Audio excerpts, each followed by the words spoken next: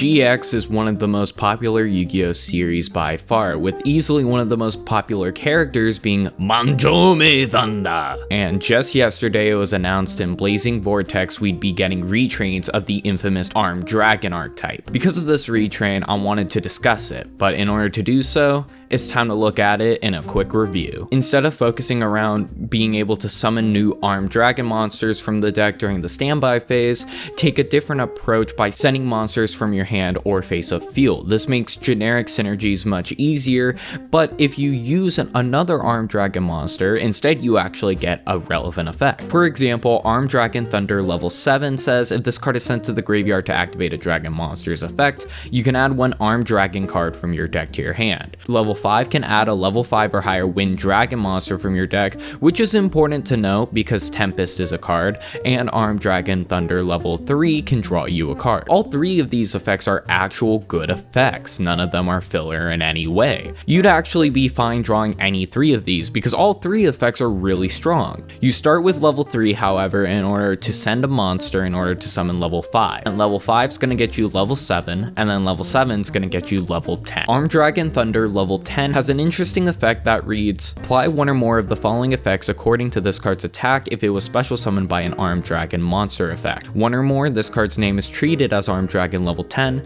10 or more cannot change control, 100 or more cannot be destroyed by battle, 1,000 or more, once per turn during your opponent's turn, quick effect, you can send one card from your hand to the graveyard, then target one other card on the field, destroy it, and if you do, this card gains 1,000 attack. And 10,000 or more, once per turn you can destroy all other cards on the field. This is a pretty good boss monster, having the Trident-like effect for the opponent's turn, and then we even have Armed Dragon level 10 White, which can banish Armed Dragons from the field or grave with a total level of 10, special summon itself, then add a White Veil. You take no effect damage, and at the start of the damage step, when this card attacks, you can destroy a card on the field, which is not a bad effect for being able to have that removal aspect. Armed Dragon Flash is an E-Telly for any level 3 Armed Dragon monster. Armed Dragon BLITZ can target an Armed Dragon monster you control and take one monster with the same name from your deck or graveyard and either add it or special summon it, ignoring its summoning conditions. Armed Dragon Lightning can recur an Armed Dragon from the grave, and Armed Dragon Thunderbolt doesn't really do much, but it does have a grave effect that can recur Armed Dragon spells in your graveyard. You're getting a retrain of the level theme that synergizes really well with cards like Tempest and the new Dragoonity structure deck, and getting a new way to play dragons in general. But the biggest problem with this deck is honestly the fact that you don't really go plus in any way.